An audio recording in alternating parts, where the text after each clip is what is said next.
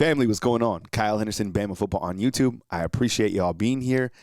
I appreciate you giving me some grace. I'm a little bit under the weather, but as you know, the show must go on. Plus, this is SEC time, right? So there's no probable for Kyle Henderson. It is always good to go, all right? So going into this weekend, you have Oklahoma. It is a game that has heavy magnitude in terms of where we're at for the season. Alabama ranked number 4 in the AP, or you want to talk college football playoff rankings, and then you have Oklahoma, who's sitting at 11 or 10. This is a top 10 football team, 100%. So what I did this afternoon is I'm going to provide you what you need to know about Oklahoma going into this week, all right? And then I'm going to pose a couple big questions that I have about the Crimson Tide going into the season as well. So let's start out by looking at Oklahoma at a glance. The first thing that you should know is that they have the number 7 defense in the nation. Now, when I tell you Brett Venables, what comes to your mind? Does it come to an offensive attack? For me, it comes to a man known for defense. And I think kind of even thinking about the past of Brent Venables, I always felt that he was underrated when he was at Clemson, kind of in the shadow of Dabo Swinney, right? Like those teams back when Clemson was running things, or at least competing for titles, man, they had a defense that was absolutely ferocious, and there in the background was Brett Venables. So now that he's went to Oklahoma, I look at this as a defensive-minded team with a really good quarterback. But usually we talk about John Mateer. Let me talk about Oklahoma outside of John Mateer. So as mentioned, they are the number 7 defense in the country. All right. One stat that is really impressive to me is that they have 33 sacks on the season. Okay. They are a team that is very active on defense. They have some defensive edge rushers that are absolutely going to come after Ty. This has to be Alabama's best game in terms of protecting Ty. As you know, I believe the stat is that he has 4 fumbles in the last 4 games because of pressure, right? So Oklahoma is going to come after them. Oklahoma had 10 sacks against Auburn. Now, you know what's going on with Auburn and the crash out, but still, 10 sacks is pretty notable. You know what I'm saying? And overall, they have 29 quarterback hurries. This is a team, I'm telling you, they are super, super active in terms of getting to the quarterback. In fact, they are the number 3 ranked team in total team sacks. So, for example, I believe Alabama has 17 or 18 sacks. And, of course, you know, Yanzi's absolutely on fire. But this team has 33. Now, you could say 10 comes in one game, but you get my point. They are absolutely going to come. The defense is also allowing just 14 points per game. So, Alabama on offense, you know, this particular week against LSU, you know, and I'm going to ask some questions at the back end of this video, but I felt like the offense, for the first time, didn't take a step forward. I felt that it kind of regressed. I didn't say anybody regressed particularly. I just said that we didn't take a step forward in terms of the offense. So more on that in just a second. But as you know, going up against Oklahoma's elite defense is going to present challenges. Now, when you zoom out and you look to who beat Oklahoma, it was Texas, and it was also Ole Miss, right? Ole Miss has only lost 1 game on the season. Texas is starting to find their way kind of in the back end of the season. In fact, they got a great matchup with Georgia this coming week. They are allowing 82.4 yards per rush and 2.5 average. Well, Alabama's averaging like 2.2 yards per carry anyways, and as you know, they can't run the football. Allowing 181 yards per pass. That'll be interesting to see how Ty Simpson does fare against Oklahoma. And I think that Ty actually will have opportunities against Oklahoma, because when I did the watch between Oklahoma and Tennessee, you know, Joey Aguilar nearly threw for 400 yards. He had a couple interceptions and a couple turnovers. There was like a fumble that Oklahoma ran for a touchdown. But, Joey Aguilar was able to operate. I'm telling you, he was able to find wide receivers that were sitting in zones. He was able to connect on some contested catches. So, and I feel that Ty Simpson is a better quarterback than Joey Aguilar and has better weapons. So I think that Ty Simpson should be able to go against Oklahoma's secondary and fare pretty well if he can be protected. Oklahoma is allowing opponents to just 41% on third down conversions. Alabama didn't have the best showing on third downs against LSU, but in the beginning of the season, we've seen Alabama operate at a very high level. Oklahoma is also 28 of 28 on red zone attempts. That's huge, because right now, getting into the red zone against Alabama on defense, you can do it, but getting a touchdown has been very challenging. I mean, this defense will make you kick a field goal, right? And when you zoom out to that number, I believe 28 for 28, but 21 of those opportunities have been touchdowns, and the other 7 have been field goals. I have to tell you, and I know you saw it as well. Did you see Tate Sandal? Do you see this young man, the Oklahoma kicker? This guy came out, I'm telling you, I don't even know if you would call them Daisy Dukes. He had these little pants on, and it didn't even look like he was wearing pads. And he kind of caught the nation's attention by the way that he was dressed, right? And he came out and kicked a couple big field goals against Tennessee. When I dove into the stats outside of that picture, I was like, whoa, this dude's serious. So he's 18 of 18 this season,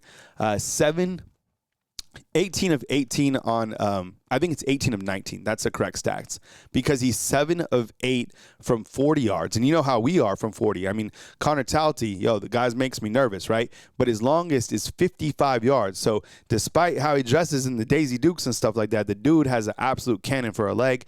And then talking about John Mateer, look, John Mateer, I knew that he was going to be an elite quarterback when he came to the SEC. To be honest, I felt like I overhyped him a little bit. He's came into the SEC, and I know that he has had the injury. He struggled in a couple games. Overall, I find it interesting that he's thrown for 1,900 yards, which isn't a huge amount. I mean, Ty has him beat by a couple hundred yards, but he only has 8 touchdowns. But what I found interesting, and even in the game against Tennessee, he can run, and he has 306 yards rushing. So a dual-threat quarterback, probably so. And I kind of looking at the stat box as well, Oklahoma, and they did this last year against Alabama, they're going to utilize their running backs, and they can run the ball. Against Tennessee, they ran for over 200 yards or close to that, and as you know, they did that against Alabama last year under Brett Venables. So I think when you're looking at ways that Oklahoma wants to challenge Alabama, they want to run the football, they want to control the time of possession, and they want to get active against Ty Simpson in terms of bringing the heat, okay? So the questions that I have right now regarding the Alabama football team, they revolve around the team being one-dimensional. And I ask, is Alabama one-dimensional? Why don't you sound off inside the comment box? Do you think they're one-dimensional? Yeah, I think right now Alabama has a very highly efficient intermediate passing game. But outside of that, they can't run the football. They just can't. And this has been something that I don't think it's going to just magically change. Now, I kind of curious, what would happen if you threw A.K. Deer in there, maybe some toss sweeps as we've been discussing, just to see if maybe it is, maybe the running backs, you need kind of some fresh legs, maybe. I don't know. But I do feel that that second point, has Alabama been figured out on the offensive side? Maybe. Right? I mean, we have come to find out that Ryan Grubb hasn't been able to get Alabama's offense going in terms of the run game. There's a lot of gadget-type plays that have been installed, and I feel that the deep ball is something that is not clicking.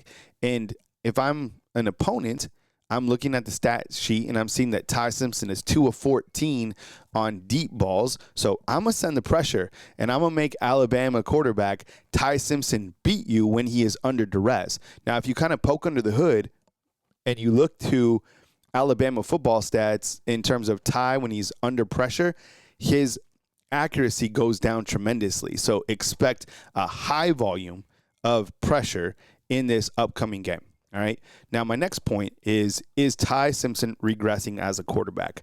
The answer to this is no, he's not. He's going up against SEC competition.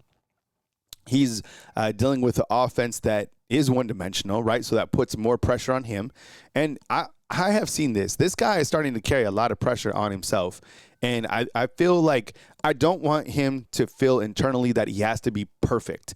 And I think sometimes A-type people might feel that way, and he's going to be a coach, right? So you want to, when you're a coach, you have a lot of control and you take a lot of responsibility, as you should be in the quarterback. But man, he just needs to let it flow. He has so much playmaking ability, and I still feel that he hasn't used his legs like he can. There was maybe a play or two against LSU where he got cooking. Ty's fast. He's maybe like a 4.5, 4.6 type guy. The guy can fly. I'm telling you. So. In terms of regressing, No. The deep ball's not on. That's not working for him. That hasn't even been part of his game the entire season.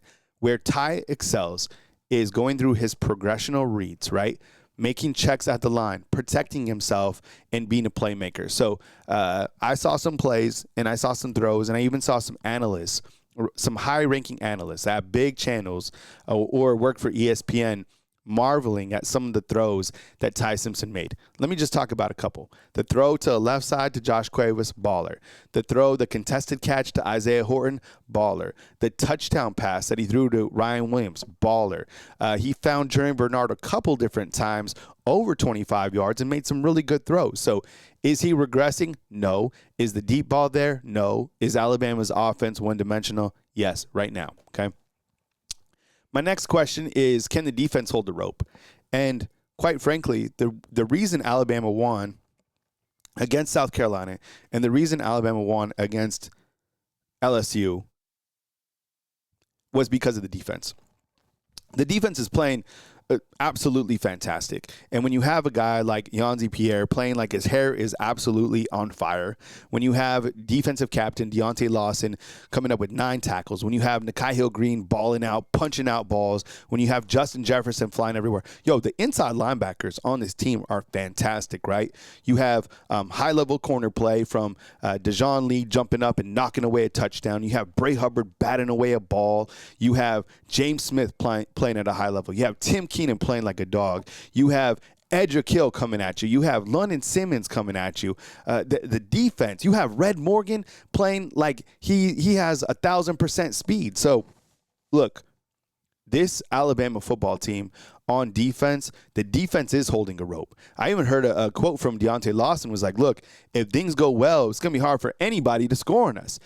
You get inside the red zone, good luck trying to score in Alabama. I'm telling you, at least trying to put a touchdown in, it's difficult. These guys lock in, they lock down, and I keep saying it, bend but don't break. That defense certainly has that sort of mentality.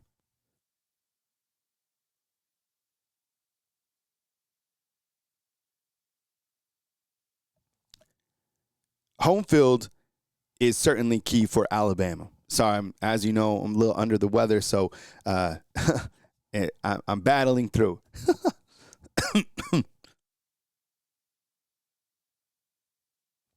Home field is key, but it's not forever, all right? So the last remaining games, they don't even leave the state of Alabama. It was great that they played at Bryant-Denny Stadium against LSU. They're riding a 17-game home winning streak, right? The longest in the nation. They're unbeaten under Coach Kalen DeBoer since he's taken over at Bryant-Denny Stadium as well. So very challenging. Plus, Bryant-Denny Stadium erupted. As soon as the fans have accepted that it's any given Saturday and they're not like sleepy anymore because Nick Saban and, the rest of the crew is just going to do whatever they want to the opponent, the fans are super amped up. This is probably one of the most challenging places to play in all of college football, period. Maybe the most challenging. Seriously, 103, these fans are getting more rowdy every single time. And when they have an evening game, oh my goodness. So home field is key, but it's not forever. And I say that because you got this next game against Oklahoma, and then you have Eastern Illinois, which is your last home game, kind of senior day.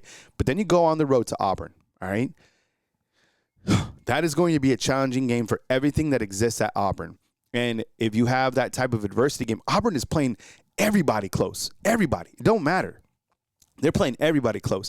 And you know that game is going to be a Super Bowl. Plus, you think about Alabama. Let's say they're able to get into the SEC championship. Again, they're away from Bryant-Denny Stadium. Let's say they go into the playoffs. Well, how they're positioned now, they're probably a top 4. So they'll be away from Bryant-Denny Stadium the rest of the way.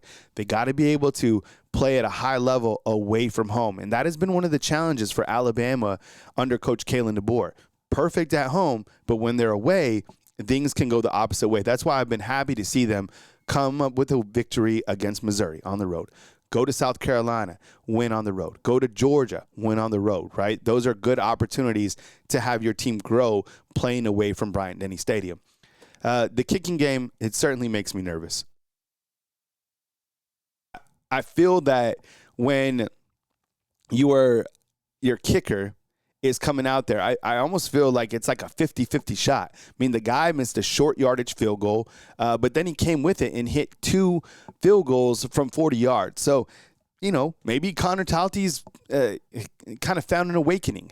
But I do have my reservations about the kicker. And that was even something that we knew coming into the season, that Connor Talty wasn't, an elite kicker, but this is where we're at. So let me know. Does the kicker make you nervous every single time he comes out? Let me know inside the comment box.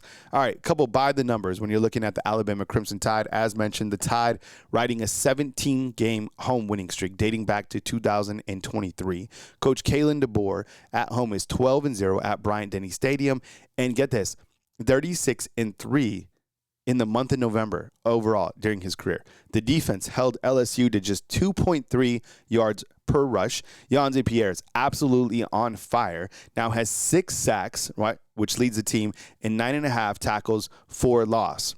Ty Simpson, in his last 3 games, this is a number that I'm watching, I'll go full screen so you can see a little bit tighter, 65% against Tennessee, 55% against South Carolina, and 60% against LSU. That is a number that I'm watching, and as I spoke about, that 2 of 14 on deep balls, that is a number that we are also tracking in terms of, kind of a stat watch. Bama rushed 26 times for 70 yards. 2.2 team average, that's an F. That is a fail.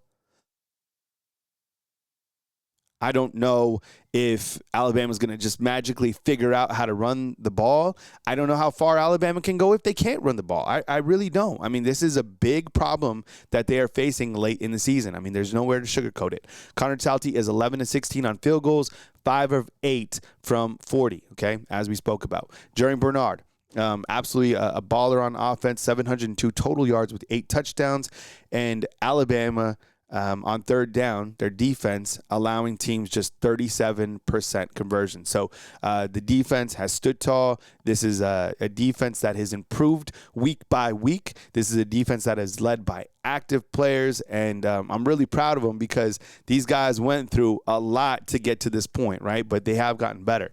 The coaches poll in the AP, there's a couple differences, but not too much. But let's look at the coaches poll right here. We'll go full screen, and as you know, Ohio State at 9-0, number 1 team in the country, followed by Indiana, who came back to beat Penn State in the final seconds of that game. You have Texas A&M. I probably would have went with Texas A&M at the number 2 spot, to be honest. That's a team that's been playing high-level football, but maybe it doesn't matter.